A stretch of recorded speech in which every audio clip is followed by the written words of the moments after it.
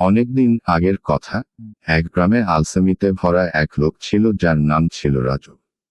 সে এত অলস ছিল যে নিজের বিছানা থেকেও উঠতে চাইত না। তার মা তাকে সব সময় কাজ করতে বললেও রাজু কোনোদিন শুনত না। গ্রামের অন্য লোকেরা তাকে নিয়ে হাসাহাসি করত কারণ সে কোনো কাজ করত না, শুধু খেত আর ঘুমাত।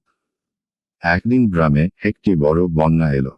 সবাই যখন নিজেদের ঘরবাড়ি বাঁচাতে ব্যস্ত, রাজু তখনও বিছানায় শুয়েছিল।